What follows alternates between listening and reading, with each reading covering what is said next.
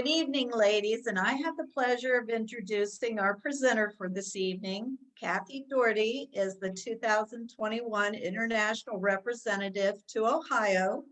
She currently serves DKG as its immediate past international president and as a director of the DKG International Educators Foundation. Cathy has been a member of Alpha chapter in Virginia since 1988 and was the 2016 recipient of the Achievement Award, the Society's highest honor. At the international level, Cathy chaired the Constitution, Educational Excellence, and Professional Affairs Committees and served as a Southeast Regional Director and International First Vice President. She was the point person for the Schools for Africa project from its official adoption at the 2010 International Convention through July 2014, authoring all issues of the SFA News Act. Cathy retired in 2016 following a 35-year public school career and a 9-year position as a Latin instructor and supervisor of Latin student teachers at Randolph Macon College. She represented the international organization at the virtual OSO State Convention and led a roundtable discussion at one of our breakout sessions in April. Cathy's presentation this evening is called "It's a Puzzlement," which is the result of research she completed for a writing project. So at this time, we need for you to put your computers on speaker view. And if you're not already muted, we ask that you do that. And I will, at this time, turn the program over to Cathy. Thank you so much, Linda. It's a delight to be back with all of you. I will say I had a wonderful time at your convention and am pleased that you want to hear a little bit more. This has really very little to do with, well, it does have something to do with DKG. You'll find out how, but about the time I became a DKG member back in the late 1980s, I also was tapped in this area, in the area of Ashland, Virginia, where I live, to become a member of the Women's Club of Ashland. Now, usually when I say something about being a member of a women's club, it's tea and gloves and hats and all of that, especially here in Virginia, because I will tell you, it is like living in a different country here. I was raised in North Carolina, and I thought crossing that border would be no big thing when I said I would marry this man that was going to take me north. And then I found out I might be going north, but I was really going south with this group. And this is an unusual group. This is a group that does research papers every year. There are 35 of us, no more, no less.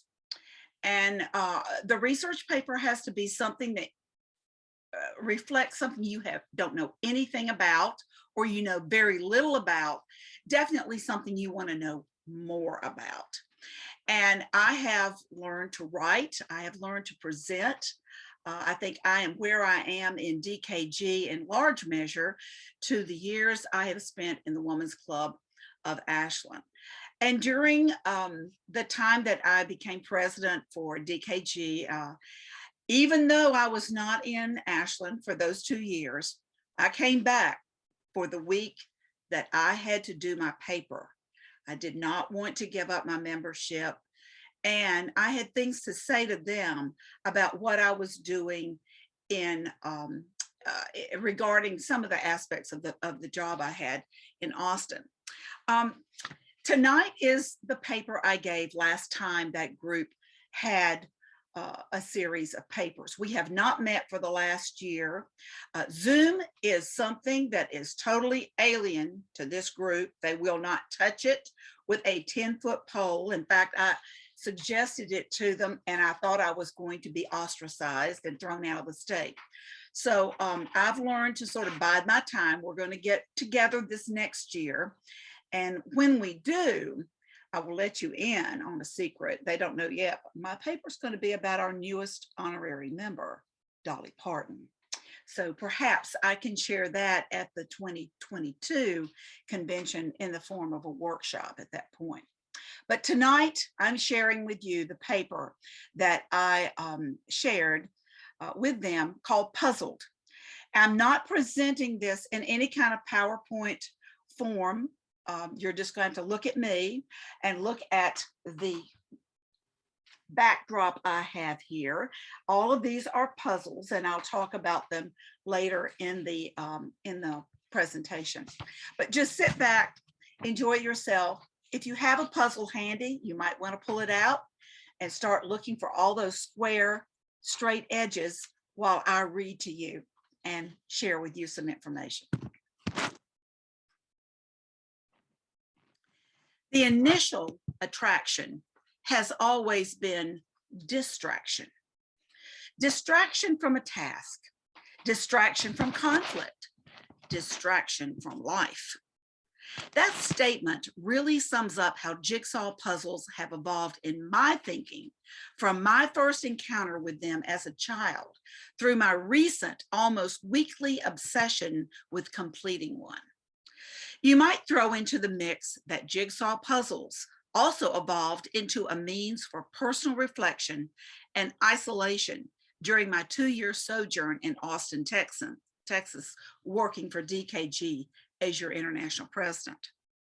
I have learned that working on a jigsaw puzzle offers perspective and closure in ways that replying to numerous emails, addressing unforeseen issues, and revisiting what I had considered were final decisions on DKG matters cannot.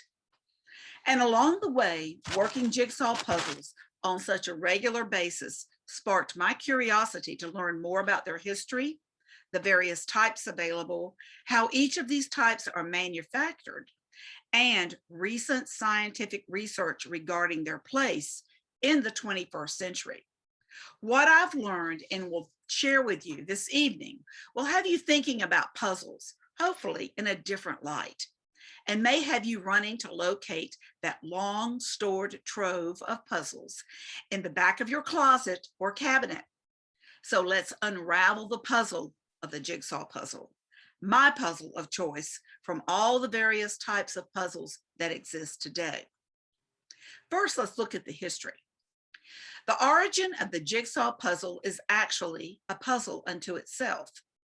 By most accounts, the first jigsaw, around 1760, is attributed to Englishman John Spilsbury, who mounted a map of England on a thin sheet of mahogany and cut out each of the counties using a handheld fret saw, the forerunner of the modern coping saw. This dissected map, as it was called, was boxed and sold as an educational toy for children. For the rest of the 18th century and most of the 19th century, education, mainly that of wealthy children, was the impetus behind the creation of and the growing interest in jigsaws. Later, and continuing for the next 150 years, morality tales and Bible stories became popular puzzle subjects for children as well. Even children in the US today may have their first encounter with the geography of the United States or the world via jigsaw puzzles.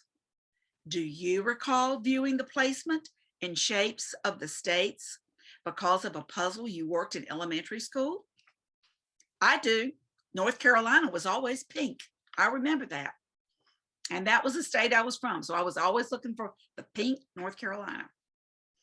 During the early part of the 19th century, puzzles consisted of a few large pieces with only the outside edges interlocking. This saved on the labor of cutting out pieces and reduced time in producing these puzzles. Then a German furniture dealer named Raphael Tuck and his 2 sons developed 4 techniques that established the norm for jigsaw puzzle production well into the 20th century. 1, subjects became more varied and colorful. 2, a treadle-operated machine allowed for more intricate pieces including the later whimsies, which are puzzle pieces cut into recognizable shapes like animals, household items, and objects found in nature. And by the way, you can actually find puzzles that have those shapes in them still today. 3, thinner pieces of wood and thick cardstock replaced expensive hardwoods. And 4, attractive boxes housed the pieces, and for the first time included an image of the uncut puzzle. So you had something to work from.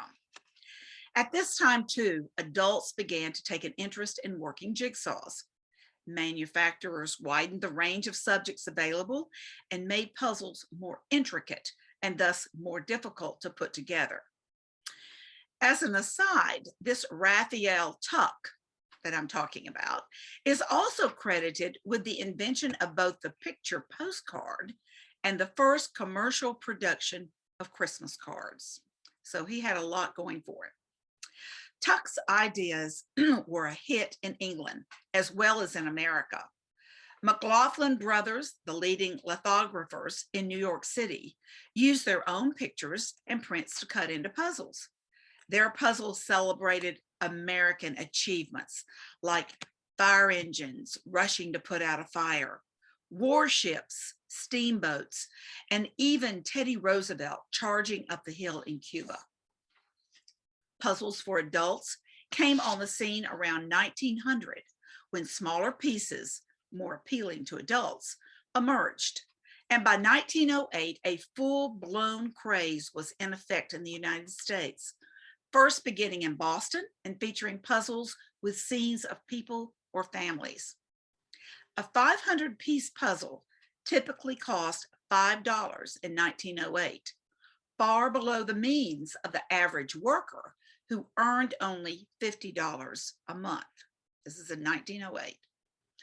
Puzzles at that time were not only a monetary challenge for some, but a challenge to solve. Most had pieces cut exactly on color lines. There were no transition pieces with 2 or 3 colors to signal a clue for the one working the puzzle. And I like those clues, especially with colors. A careless move of your sleeve or sneeze might obliterate hours of work. And unlike children's puzzles, adult puzzles had no guide picture on or included in the box. Vague or misleading titles on the puzzle box could shroud the true subject until the last pieces were fitted into place. I mean, that's diabolical in my sense. Despite the challenges facing people who undertook to solve these puzzles, jigsaws became the pastime among the well-to-do, only being temporarily curtailed by the First World War from 1914 to 1918. By 1929, Americans were buying 2 million jigsaws a week, and most English dinner or tea parties featured a jigsaw or 2 set up on tables for guests. Peak puzzle sales came on Saturday mornings when customers selected puzzles for weekend house parties and social engagements. Now, I first and mostly want to know why there was no puzzle table ever set up at Downton Abbey, because this would have been the perfect scenario for that. I've got to talk to this guy who wrote that series because he missed the boat. Booming demand and the necessity to save on manufacturing cost eventually led to the development of what's called stack cutting by the Daughtery Puzzle Company. Up to 8 jigsaws were laid one on top of another, fastened together, and all were cut simultaneously.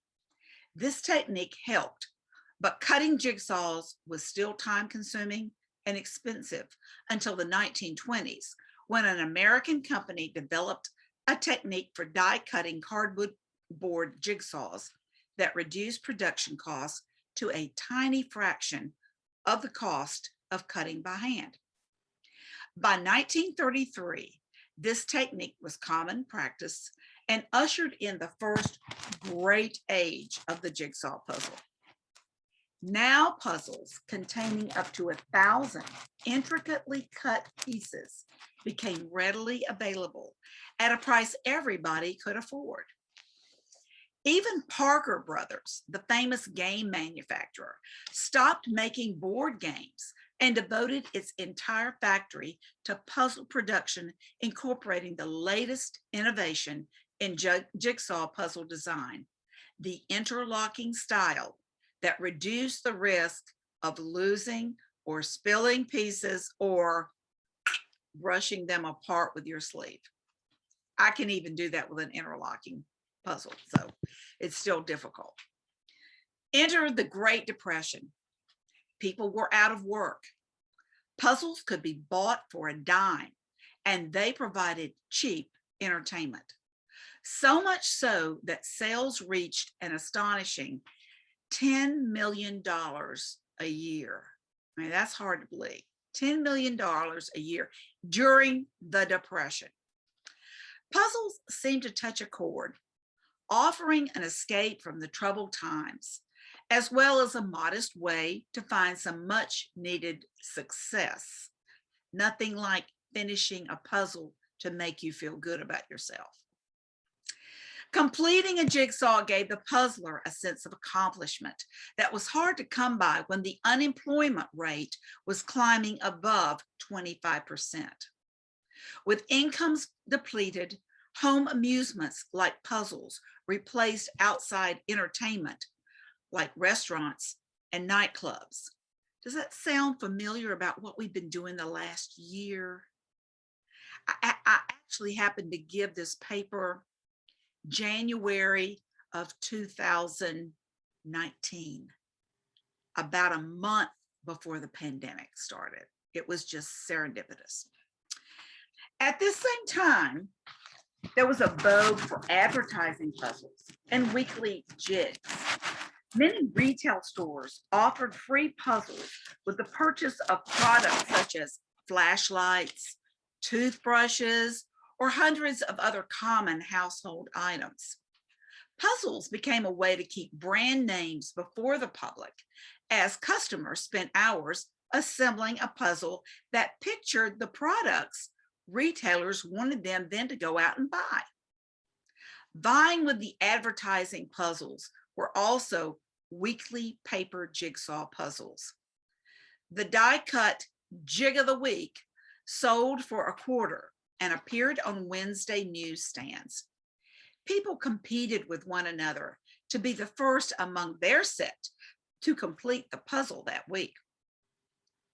But with the competition from the free advertising puzzles and the inexpensive weekly puzzles, the makers of the hand-cut wood puzzles saw a decline in their sale. Only a few top brands like Parker Brothers Pastime Puzzles retained a loyal following during the Depression, despite their higher prices. Indeed, the Depression led to the birth of what was called par puzzles, the Rolls Royce of wood jigsaw puzzles. Frank Ware and John Henricks cut their first puzzle at a dining room table. While other firms were cutting costs and quality, Par Puzzles steadily imported its puzzles. The company marketed the products to affluent actors, industrialists, and royalty. They specialized in customized puzzles that might feature the owner's name or birth date as figure pieces. Ware and Henricks also perfected the irregular edge to frustrate traditional puzzlers who tried to start with the corners and the edge pieces.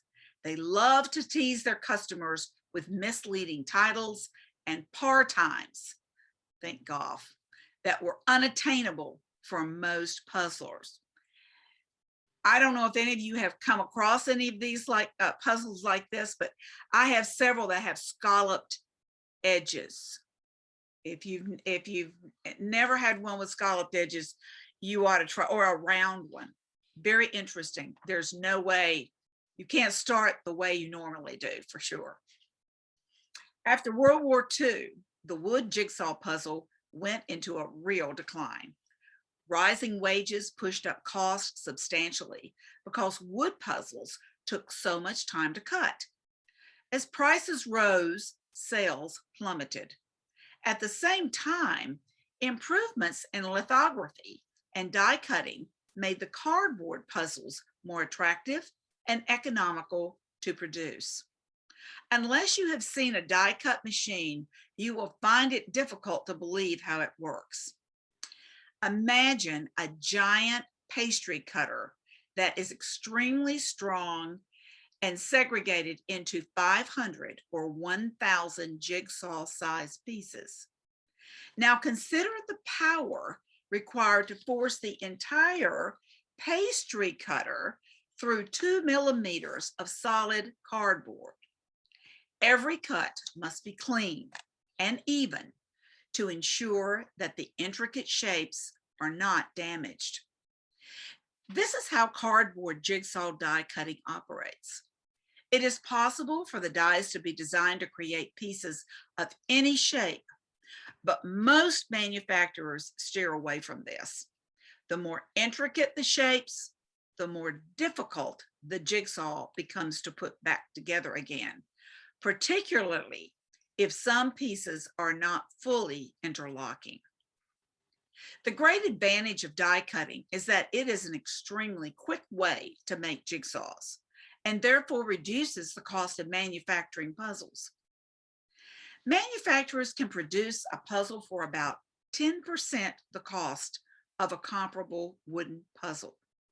On the other hand, remember that a cardboard puzzle will not be as durable as wood.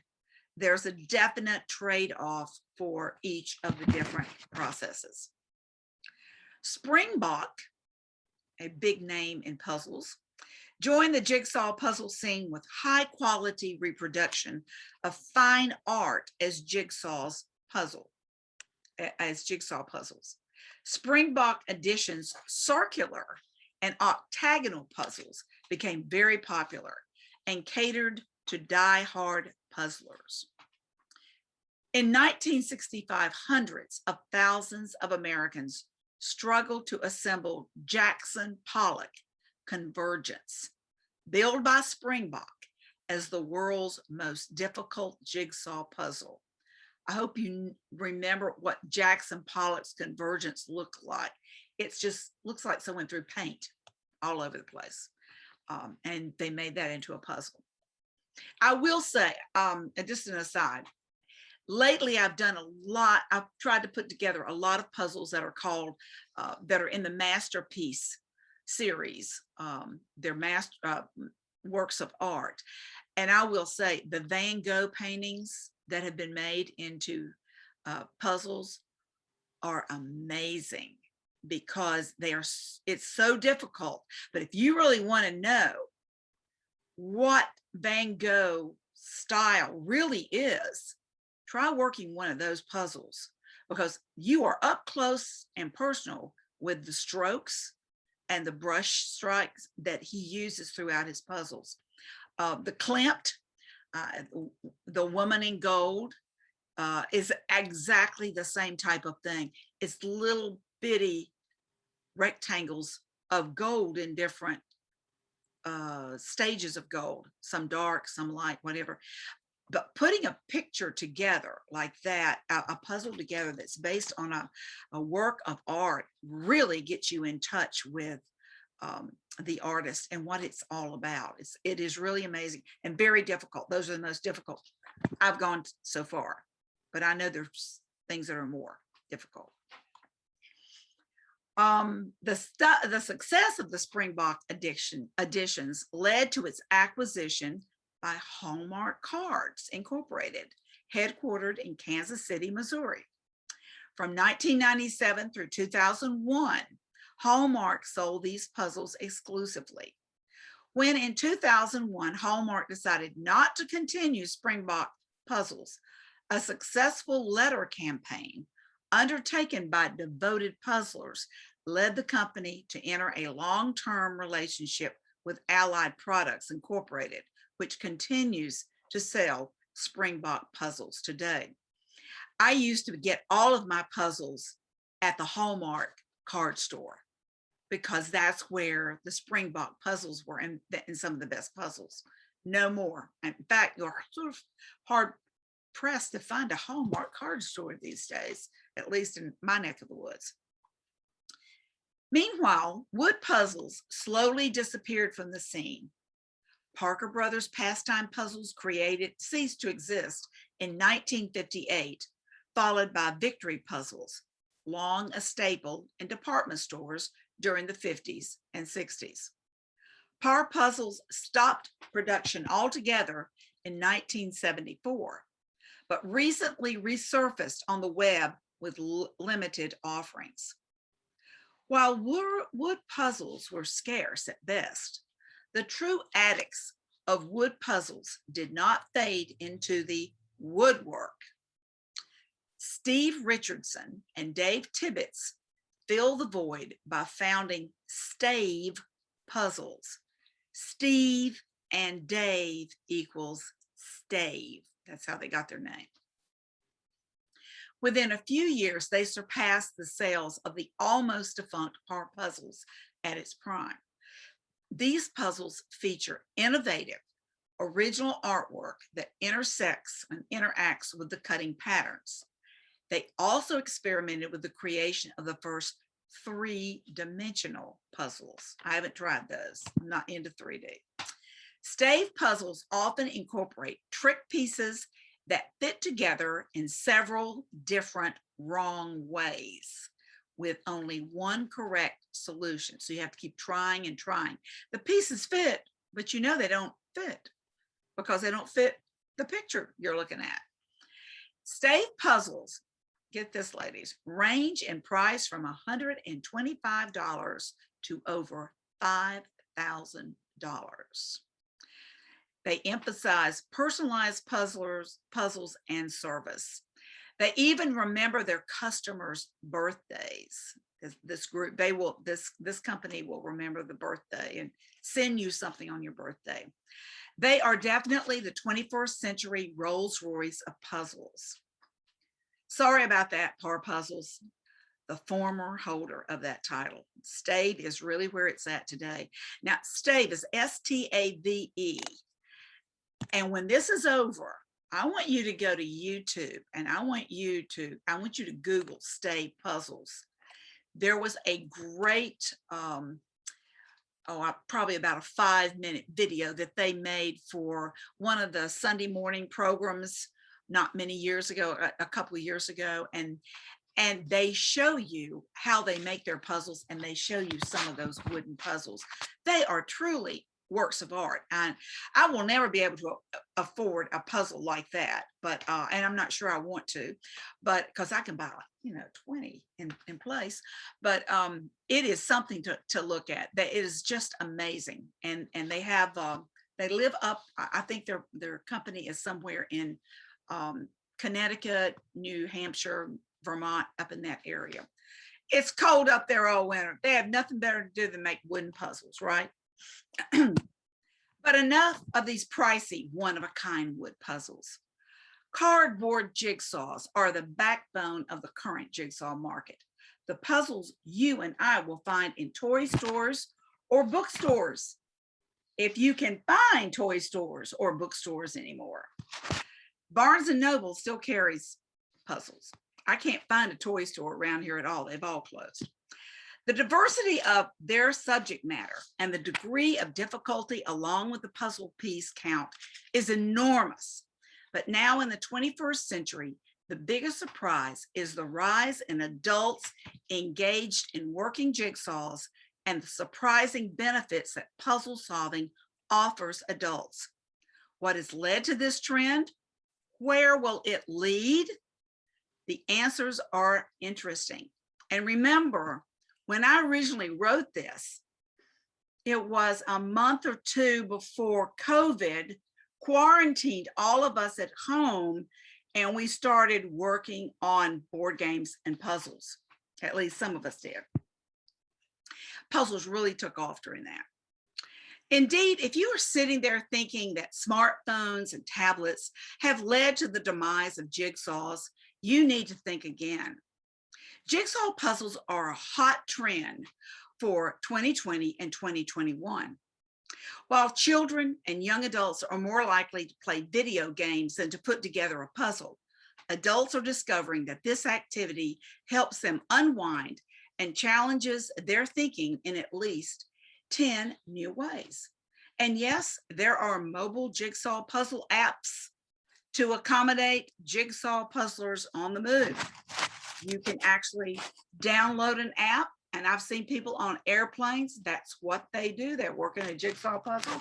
And I'm thinking, I'm sitting 2 rows back and I'm watching the person in that first seat, and I'm thinking, she needs to move it just a little bit over that way, and it's going to fit right in there.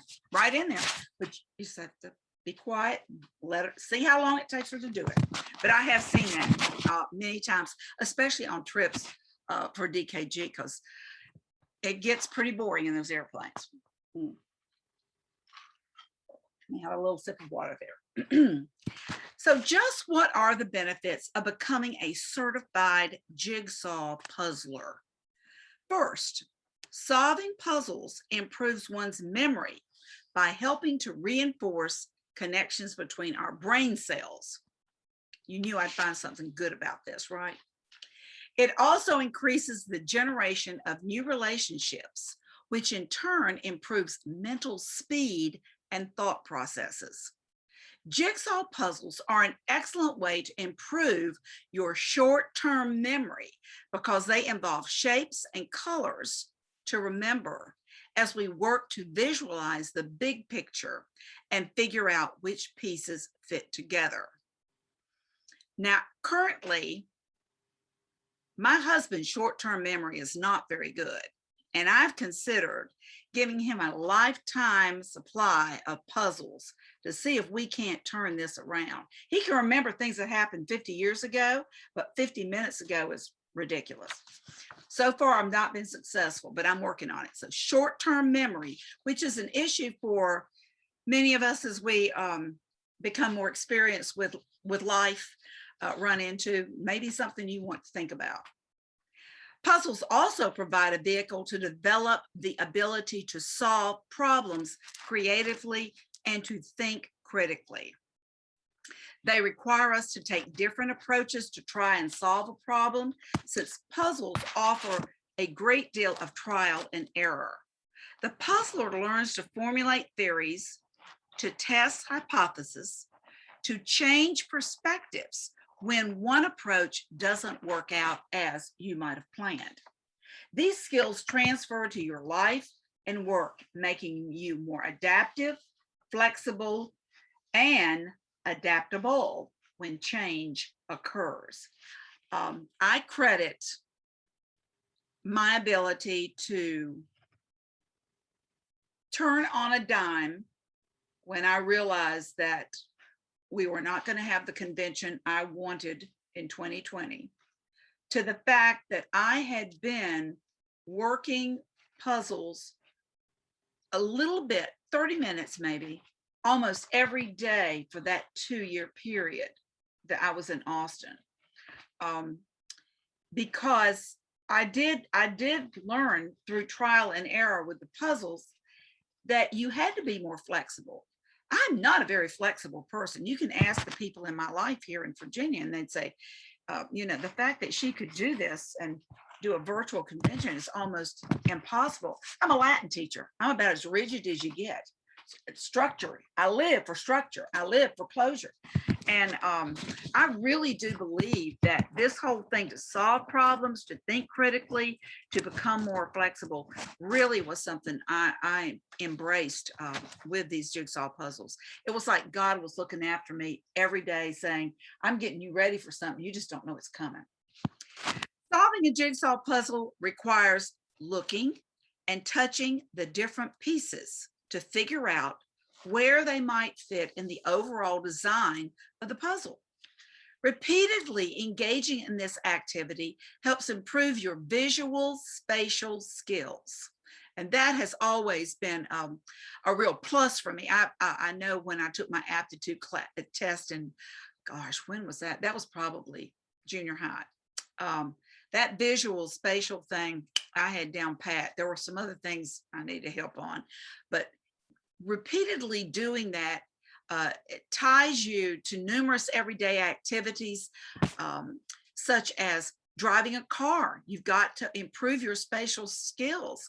By that, you've got to be able to do that. Parking, changing lanes, packing, all of those are related to improving your visual spatial skills. Using a map, using a GPS, not quite so good with that. Puzzles provide improvements to your overall reasoning too. So this activity is directly tied to raising your IQ. But even if you are not interested in raising your intelligence quotient, keeping your brain active with puzzles can help delay the onset of symptoms of dementia and Alzheimer's disease. Studies show that keeping your mind active through solving any number of different puzzles, including jigsaw puzzles, can reduce the amount of brain cell damage that occurs in Alzheimer's patients. Working puzzles actually supports the growth of new nerve cells, and it strengthens the connections between them. Researchers also have found a correlation between the number of years someone has been solving puzzles and the likelihood that they will develop Alzheimer's. So a word to the wise, make solving puzzles a part of your Alzheimer's prevention regimen sooner rather than later. I regret now that all those years that I would buy puzzles and stash them away in my house. I knew at Christmas I would work 2 or 3 puzzles, but then Christmas vacation would come. And that's when I had to do my DKG work because I couldn't get it done during the rest of the school year. So I kept putting that puzzles off. I wish I had done that sooner.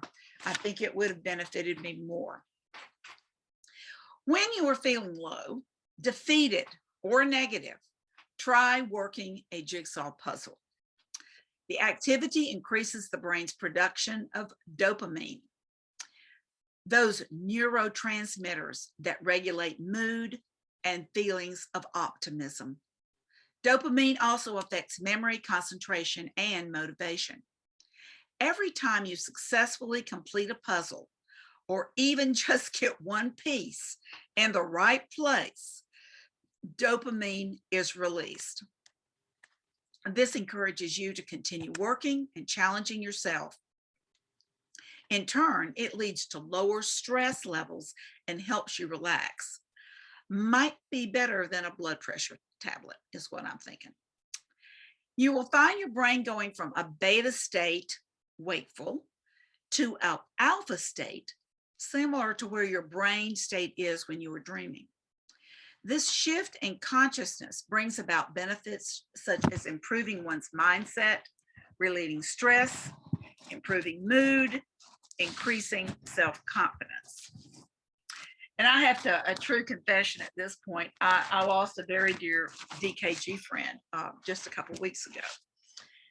And the one thing that seems to have helped me the most in dealing with her untimely death is to go out there and work a puzzle that she has sent me. Go to my she shed. I have a full she shed that my husband built for me while I was president. And go out there and work on a jigsaw puzzle. In fact, she and I were trading jigsaw puzzles on a regular basis through most of my presidency in Austin. I would find some, complete them, mail them to her. She would send me some that I had not seen before, and then we would gift them to other people too. We had a regular group of DKG members that were getting puzzles there for a while.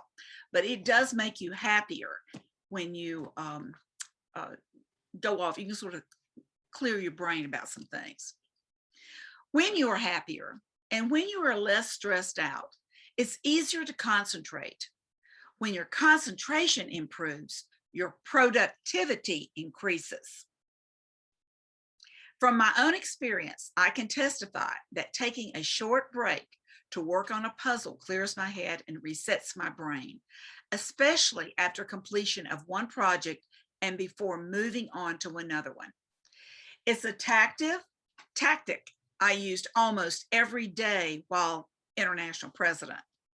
It's also an activity I had built into the stress-free room that I had planned for our DKG 2020 convention, international convention in Philadelphia. After general sessions that I knew were going to be devoted in large part to votes on over 100 proposed amendments, I knew that our attendees would need to de-stress. What better way than to have jigsaw puzzles among the stress-reducing activities available for convention goers to clear their heads. Perhaps a future international convention will designate such a room and provide jigsaws for convention attendees to solve. We'll see. At the DKG office in Austin during the 2018-2020 biennium, we had at least one jigsaw puzzle set up on each of the 2 levels of the building.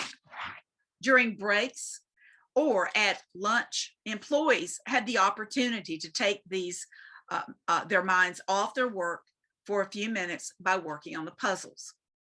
They came back to work refreshed and ready to go. True confession on my part, I usually opted for a full 30-minute lunch as a puzzle break, a practice I am often continuing at home in my new she shed. When you're trying to solve a puzzle, especially a jigsaw puzzle, with tiny pieces that all look alike, attention to detail is crucial and another benefit to solving puzzles.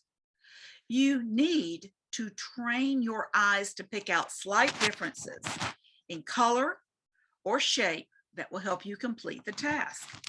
This ability to pick up on small details carries over into every aspect of life, especially your work. The more detail-oriented and precise you are, the more your quality of work improves. If you're looking for another reason to incorporate puzzles into the workplace or in community organizations requiring committee and or teamwork, check out the research on how puzzles build collaboration between coworkers and group members. Researchers at Yale University found that giving people the opportunity to work together on solving puzzles allowed them to develop and improve relationships and to improve their abilities to cooperate toward finishing a task. During the 2019 leadership training sessions at international conferences, I piggybacked on this research to design a training activity for our newly installed 2019-2020 state organization presidents, i.e. Diana Kirkpatrick and company. Each table of participants received a 300, I was very kind, a 300-piece jigsaw puzzle in a baggie. And then I was evil, with no picture of the finished puzzle included. They were also given instructions to complete the puzzle within 30 minutes. The observed interactions of the groups working together gave me and the other trainers critical insight into the team building skills exhibited by many of these elected leaders. It also gave us insight into the lack of team building skills in many of these leaders. The information directed how groups were formed for additional activities during the training sessions to follow. As an aside, we noted, I'm sorry to say it, no participation from 2 state presidents within their assigned groups, which for me was a red flag for trouble ahead for the 2 organizations they represented, and a clear sign to me that careful monitoring would be needed. This was a heads up that truly established my approach for working with those 2 leaders and their state organizations.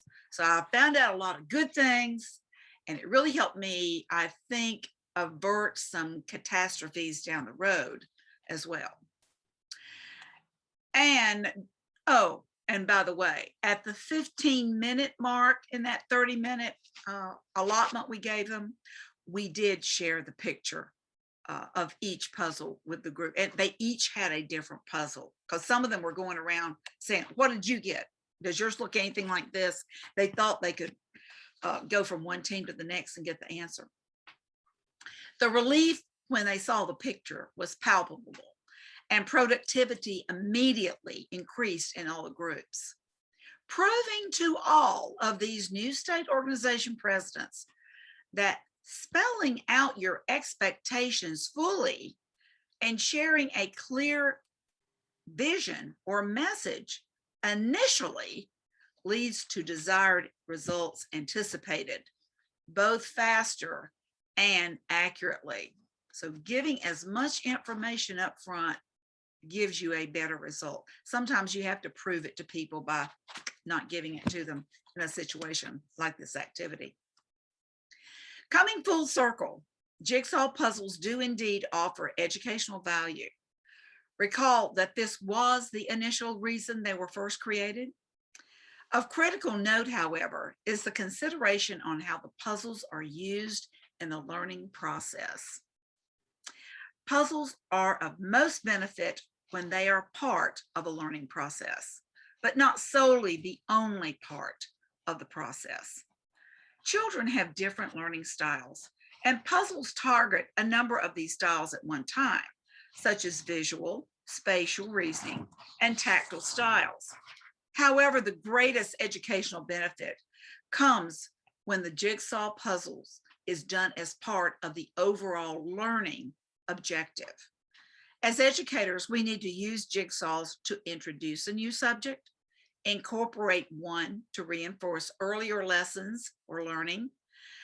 Just be sure to use them as part of a specific learning goal that has relevance and purpose for the child.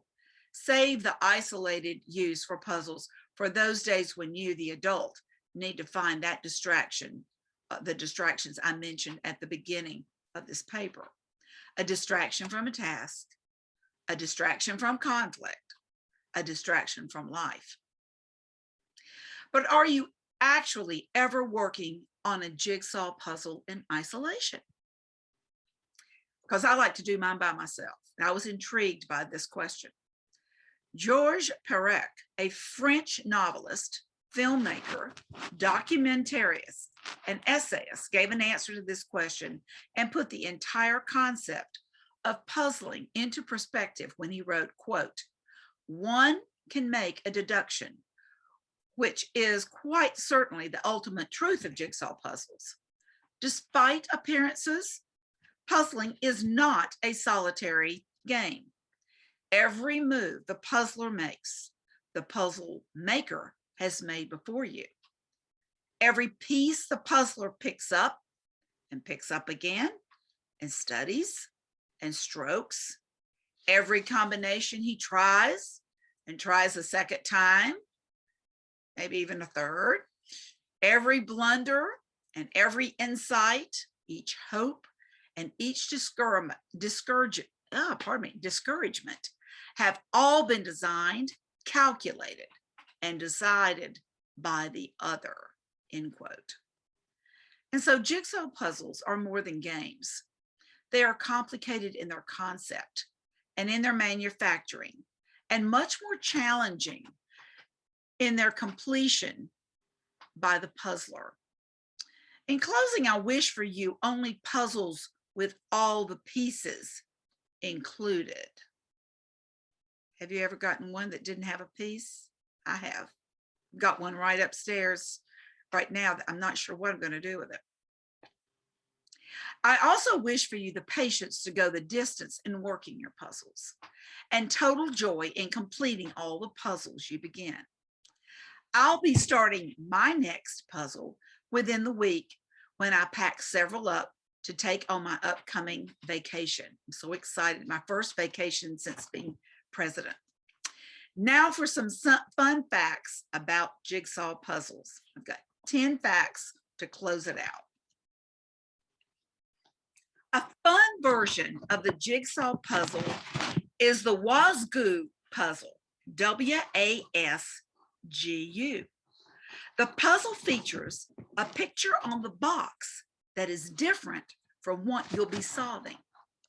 Often it pictures the reaction being given by the others seeing the actual puzzle picture you will put together. Wasug, by the way, is jigsaw spelled backwards. These puzzles are made by the Falcon Company with new releases every year. They've got a warped sense of humor, I think. But anyhow, they're out there and people are buying them.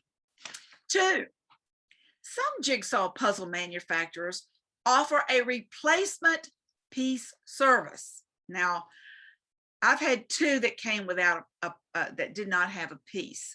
One of them was a Dollar General. No hope somebody's going to try to replace that one. It only cost me $1. But the Gallison Company, which is one of my favorite puzzle companies. They're beautiful puzzles. In fact, a lot of the puzzles behind me are Gallison because they're just high quality, and I like to glue them together and use them for art. The She Shed is not going to have great art in it. It is going to have only puzzle art in it. And I've got several pictures I've already put up in that locality. But I contacted the Gallison Company by website when I could not find a piece and a puzzle that I actually loved and wanted to glue together and make into a picture. And they immediately sent me a brand new puzzle. I thought they'd just send me the piece. I actually took a picture of where the piece was missing and sent it to them, but they sent me the whole puzzle again, so it was great. 3, a photo mosaic jigsaw features a tiny image on each piece that when put together forms a completely different image when viewed at a slight distance. One featuring the image of Abraham Lincoln is currently on my list to work, but I have been told by several friends who have done it, it's a 1,000-piece puzzle. It took them over a year to complete it. I'm not sure I'm up for that yet, but I'd have to buy a separate table just for that one. And I do have an official puzzle table out in the She Shed. It's so cool with a felt top to it, so things don't slide off with my sleeve. A skilled craftsman can cut up to 100 wooden puzzle pieces per hour, but 20 to 25 is more usual for wooden. The fastest way to work a jigsaw is to sort all the different colors into groups before you begin. Real experts stand up all the time because sitting slows them down. Now, I've truly enjoyed my standing desk when I was in Austin as your president, because I bought a standing desk so that I would not expand quite as much as I knew I would otherwise. But I'm not sure I could stand up and do a puzzle all the time. For one thing, it's hard to bend over for that. Another fact, for a 1,000-piece jigsaw, it will take you 30 minutes, about 30 minutes, to get all the pieces sorted right side up with straight edge pieces separated out. It takes me about 45 minutes. You need to double this time to sort all the pieces into rough groupings of color. 7, fact 7, it will take you 4 times as long to work a 1,000-piece jigsaw as it will to do a 500-piece jigsaw. It takes you 4 times more. This is because each time you double the number of pieces, you quadruple the number, the difficulty of the puzzle. So before you start a 4,000-piece jigsaw puzzle, which I've never seen, but I bet it's out there, bear in mind that it will take you 64 times longer to complete it than the completion of a 500-piece puzzle. That scares me off right there. 8, craftsmen are constantly developing ways to make jigsaws more difficult. Innovations include the phony corner, a fake corner piece that fits into the middle of the puzzle, and also color line cuttings, a piece cut exactly along the dividing line between two colors. So there's no variation and you can't tell how it's going to fit.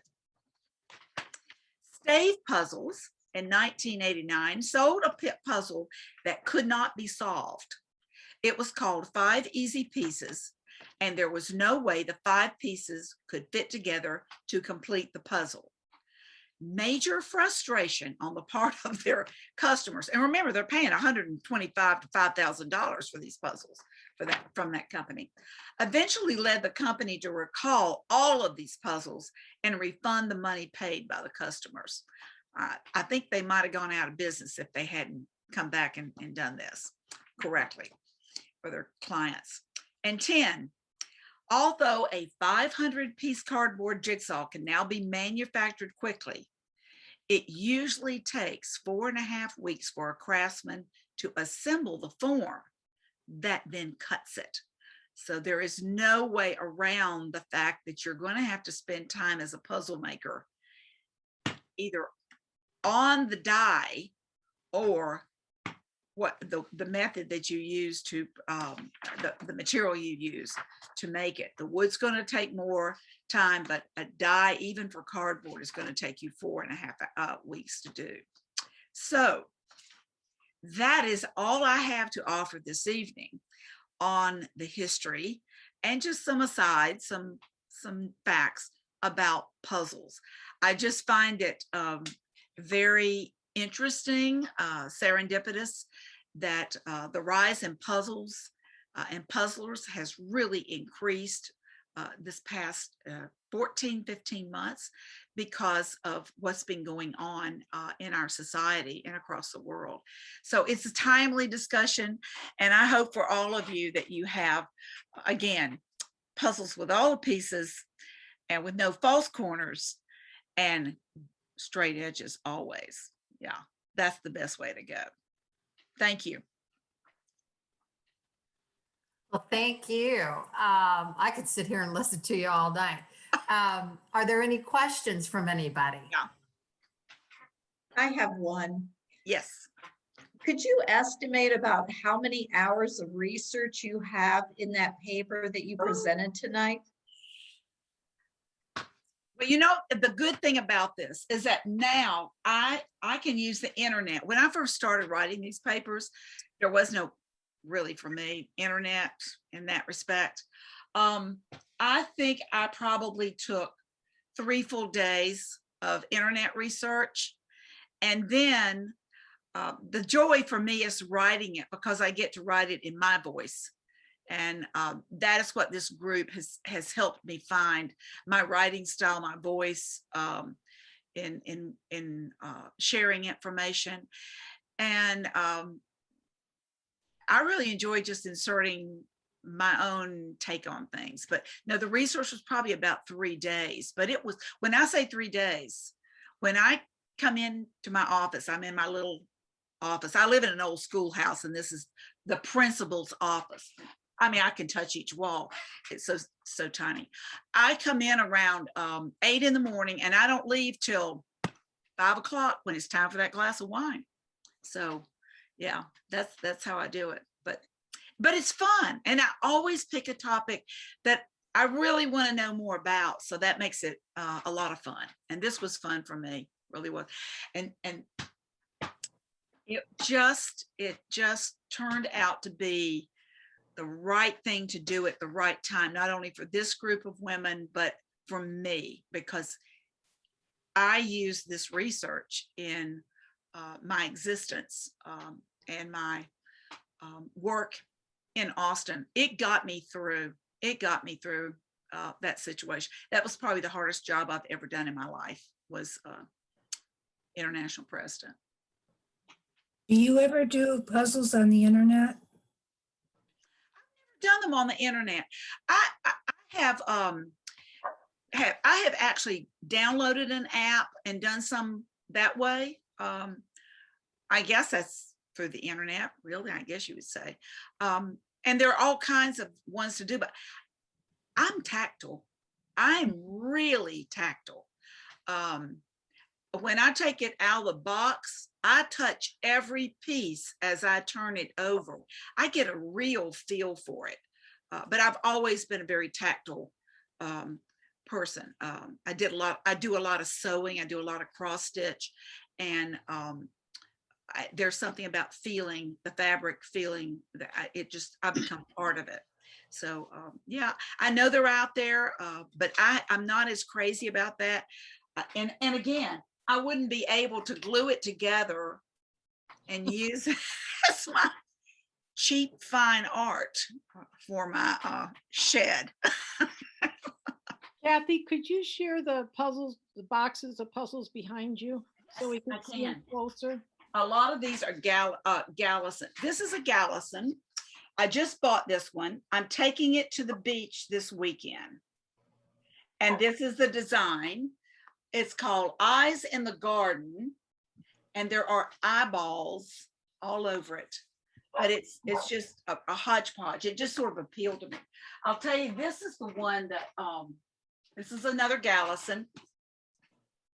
I'm putting pictures in the she shed that are of plants. I'm a real gardener. I like to think I am. I'm not the best anymore. I've had 4 years away from it because of DKG, and I'm having to replant some gardens. But I love the graduation of the colors, and these are all different plants. And so I've enjoyed that. What's the name of that one? That was called, it's just called a panoramic puzzle. It's called Plant Life. This is the last one I did. It's a Gallison. And this is how I've learned all the different leaves. I can recognize all the plants now, because they actually, the piece of paper that was in that showed the picture in the book. Let's see if I've got it here with me. Oh, here it is. Not only, this is the picture that's in the book, that comes with it, but it tells you on the back what each plant is. And so the way I tackled this one, I did each leaf separately. I made sure that, like, I knew this was a begonia, angel wing. I tried to do all of one leaf separate and then put it into the picture. And I was trying to teach myself what some of the different plants were. So I use it as a way to learn plants. Now, the one behind me is this one. This is the picture. It's all different kinds of trees. But again, I have done some, and I don't have any of them here. But it's the ones that were the Van Gogh and the Klimt puzzles were some of the hardest puzzles I've ever done. And I'm going to do a Women's Club paper year after next on Klimt, because after I did the puzzle, I read more about him, and I was just very intrigued by how he came up with his subjects and so forth. But I never would have, that's not an artist I would have ever been drawn to, but I was drawn to the colors in the puzzle. And by putting the puzzle together, I really got into, my God, look at that stroke, look at that brush stroke, look at what he did. More so than if you stand in front of a picture, because, you know, if you go to an art gallery, you don't get to stand in front of a picture very long because someone's going to make you move. That's just the way it goes. This is one that our office manager and headquarters, Bill Staple, helped me do when I was in Austin. We had this set up in the Blanton room. This is an amazing picture. Coca-Cola and let's see if I can tell you what company. This is from the Aquarius company. But it's a very modern version of a Coca-Cola bottle. I think this is probably another famous picture. But I'm taking this one to the beach. I'm going to do it one more time, and I'm going to leave it at the beach house that we rent for the next people that come in. I like to do things like that. They may not And- like it. They'll throw it away if they don't want it. And Todd has a question. Okay, Anne, yes. Actually, I have a couple of questions and then a comment. Okay. When you are working a puzzle, do you attack it by doing the edges first and then sorting all the colors? And Do the then, edges, I always do the edges first. I never sort by color. okay, I would take something like this and I would decide, okay, I'm going to start in this corner. But if I see something that fits here, I will do it. I do a lot of things where I'll focus on one part of the picture and try to get that entire part done. And then I will move it to where I think it's going to be and put it there. But I do a lot of puzzles that deal with color because I do love, I love that graduation with flowers and so forth that some of the puzzles have.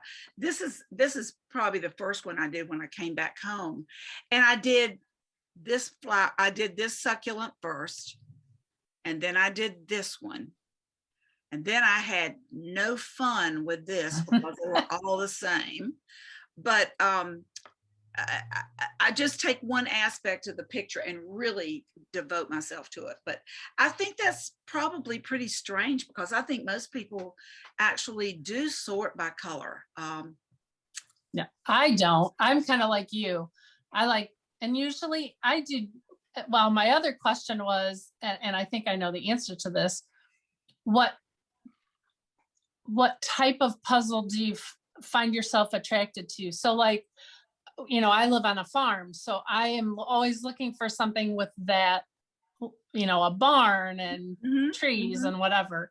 But I always find myself doing the sky first and then just kind of, the big pieces parts or whatever. But so I'm guessing, well, I you do said the sky color. last. I always do the sky last. That's funny. I usually do it first. I don't know why. But then my remark is I work as a school counselor currently, and the other counselor that I work with, she has a puzzle always in her office. Yes. And the kids come in and it's amazing the conversations that are had doing a puzzle. And then the ones that we've done so far are Dean Russo, which are colorful, like mostly dogs. And the other counselor has the therapy dog. So it's kind of a cool thing. And then she has them now hanging up in her office. And because we've got so many, we've now started putting them in the hallway. And so as we finish them, the kids then can see like, oh yeah, I did this. And so it's really, it is therapeutic. And I find that when I need to regulate myself, I'm like, boop, boop, boop, over to her office and sit down at that puzzle. So just one of those things. I can't tell you how many times I didn't scream at headquarters because I was sitting in front of a puzzle and trying to get a piece in, because there were some times where I was ready to let it go. And it was definitely therapeutic, reined me in. But it's quite often I have found lately, I will start from the bottom of the puzzle and work my way up sometimes. There's really no rhyme or reason. It just depends on how it strikes me when I start working on it. But, if my mother were here, she would tell me, this is a pure waste of time, girl. You're supposed to be cleaning the bathroom, you scrub something, da, da, da. But, I have decided that this is just exactly what I need to be doing at this particular time. It is really, truly a great way when you finish a project to go to a puzzle. I mean, this is administrative board week for those of us who are your elected officers. And I won't get to do a puzzle this week. but I'm going to do nothing but puzzles next week. And while I do, I'm going to be thinking about what the board is trying to decide and do and so forth, and put it in perspective. So I think it's good. I think it's good, especially for children. In the counseling, I bet you those children say things as a result of sitting there working on that puzzle they would never meant to say to anybody. And that, and it just allows them Freedom. Yeah, because you're not like just staring at them and they're not looking at you, and they're just, their attention's diverted. It really is amazing. It is. So, It is. but cool stuff. Thank you so much Oh, thank you. Thank for you your insights. for We have, listening. we have one more from Bonnie Truby. Go Okay, ahead, Bonnie. Bonnie. I wanted to know what the average time, did you say takes someone to do a 500 or 1,000 piece? What did I say? 500 piece is, let me check, because I read it, but I don't. Okay, I didn't tell you what time it would take. I just simply said it will take you 4 times longer to do a 1,000 piece puzzle than it will a 500. It'll take you about 30 minutes. They say 30 minutes to take all of a 1,000 piece puzzle and turn everything over and sort out the edges. Now, that is not, I have not found that to be true, but I've always suspected that there was a remedial streak in me. And I think it may come, that's might be where it comes, because, but I am very tactile. I want to feel every piece. I look at every piece. I look at the shape of the pieces, because, you know, I didn't even go into the fact there are some puzzles that only have 2 shapes. There's a long and a tall, and a long and a tall, and they just, that's how they're going to fit together. And so, and then there are some pieces, some puzzles that will have up to really about 5 or 6 shapes. When I got to this part of this puzzle and everything was the same color, I took all the pieces and I mapped them out according to their shape. There were the 3-pronged ones, there were the 4-pronged ones, there were the 2-pronged ones, there were the ones that were obviously long, obviously tall. And that helped me figure out how to put them in. But so it's going to take longer depending on it. I don't think the number of pieces has as much to do with how long it takes you to put a puzzle together as the shapes of the pieces. And now there are 2 puzzles I've had recently from, this is more information than you want, from China. And I bought them actually in the barn at Barnes and Noble. One of them is Almond Trees by Van Gogh. It's the most, and it's just nothing but branches of almond trees. And they're all the same color, and there's blue background, of course. And that puzzle is so complicated that on the back of the pieces, they have numbers. And it took me a while to figure out what was going on, because they don't tell you what that means. But in this particular puzzle, the ones were all straight edges all the way around. And then there were no 2s, 3s. Anything with a 3 was going to be over here in this next column. Then there were going to be 4s, 5s, 6, all the way over to 8, butting up to the 1s, the other straights edge. It took me a while to figure out what was going on, but they did that because that puzzle was so difficult. If you hadn't had a clue on the back, you'd still be working that puzzle. How did you get that turned over? That took me a long time, and it just, it suddenly dawned on me what was going on, and then boom, I could do it. Because eventually, when I got to a point that it was too difficult, I looked at the back and I put all the 4s in one corner. I separated them by number, and then I could do a section at a time going over. Another Van Gogh picture that I did was something about a farm scene, and the numbers went from the bottom and they went halfway. It was like 1, 2, 3, and 4. That's how they had it. And when I realized what we were doing, I did the quadrant. I did a quadrant. So I didn't do anything by color. I did it by quadrant then. But it was very interesting to figure out what they were doing. And obviously, people must know about this, but I'd never run across a puzzle like that before in my life. You discovered that method on your own. You didn't have it sandwiched between 2 pieces of plexi to turn over to see. No, no, no. It's something I just sort of I realized, and I thought, well, I guess I am learning how to problem solve some very difficult things here and figure it out. But there was nothing in the box, nothing on the box to let you know. And I thought, well, isn't this weird that these numbers are on the back?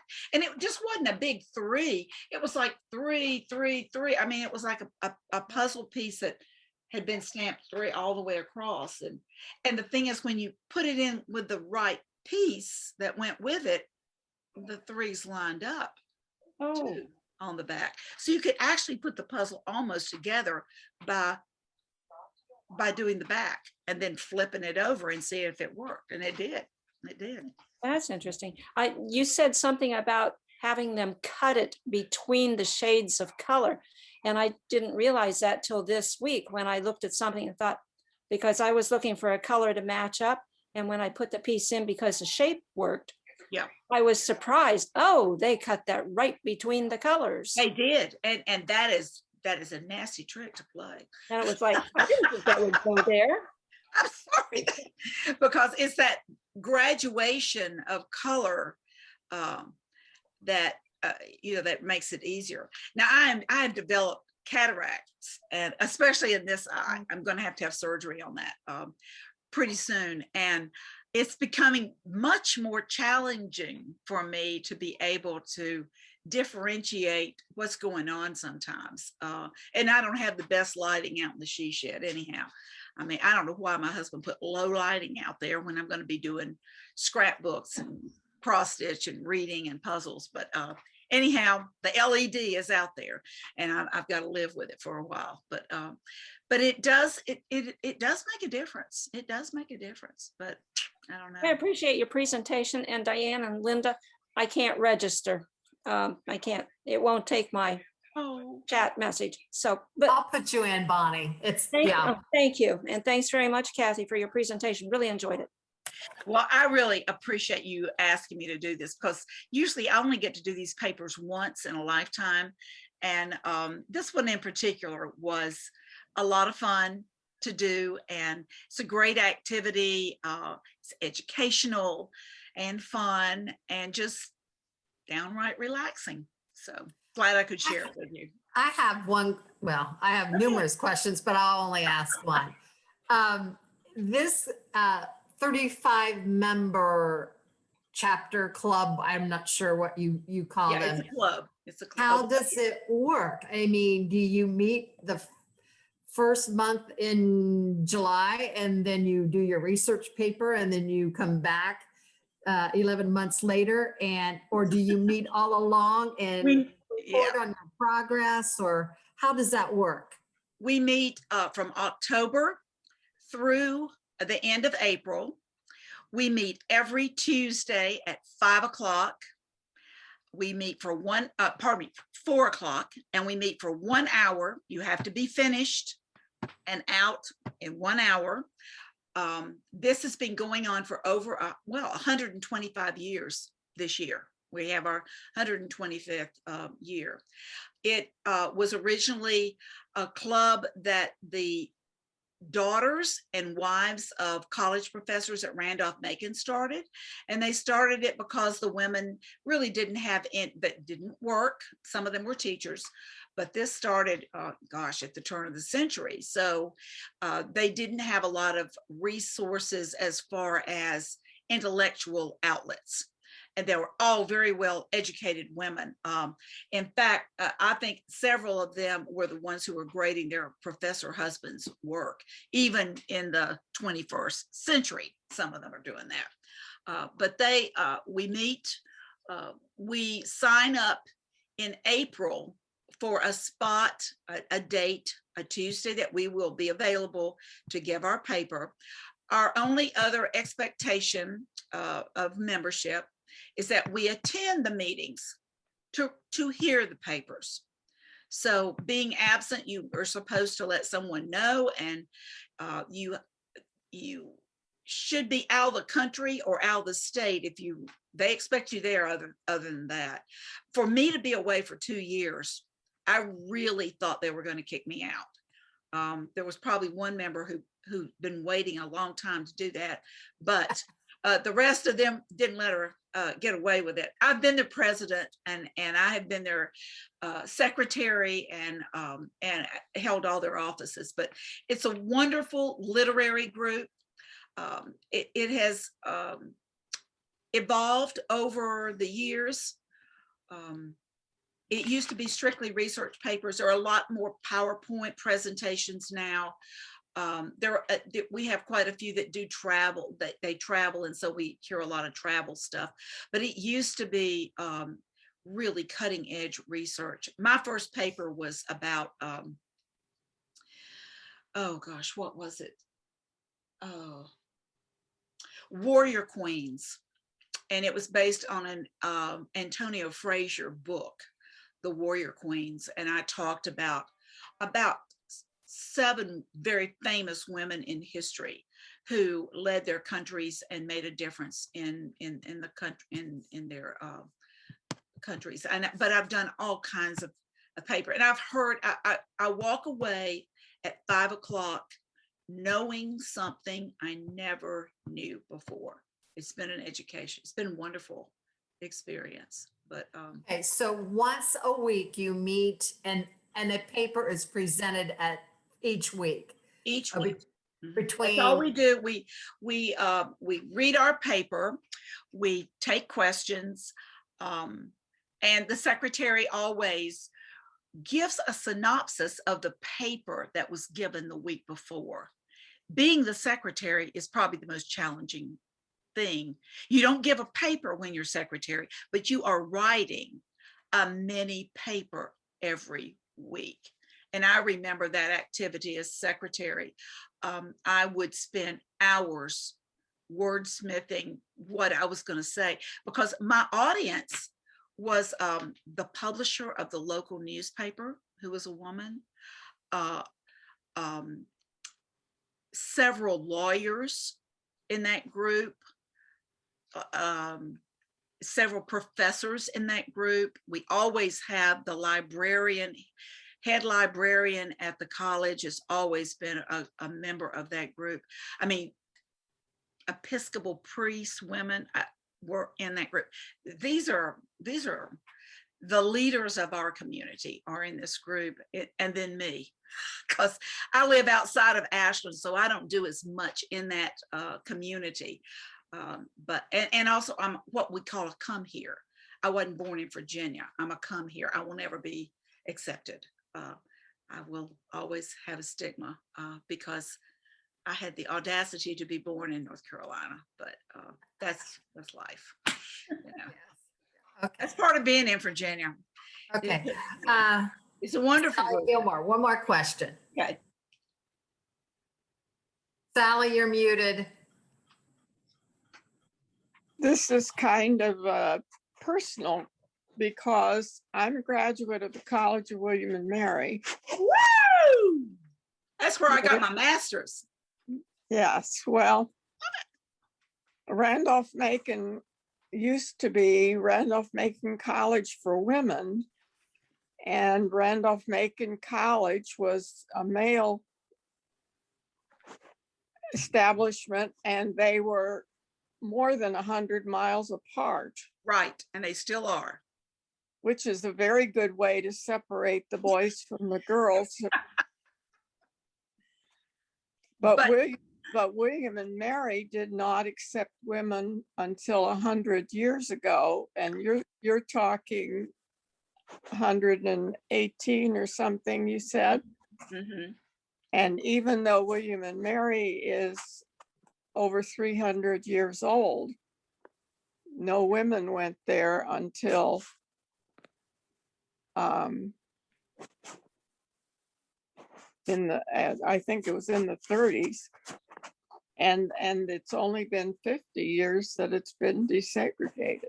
Absolutely. And Randolph-Macon College, where my husband was a professor for 44 years, did start out as a male college, male only. And they started taking girls, I think in the 60s. They now have more females than they have males. Woo!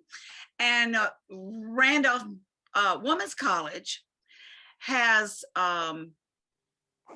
had some difficulties, and they are now called Randolph College, I believe. And they I think they are accepting males now. There used to be a lot of female only and male only schools in this state, and they're down to Hampton. Sydney is still males only. Sweetbriar, which is really very close to going under, is still girls only. Hollins is still girls only.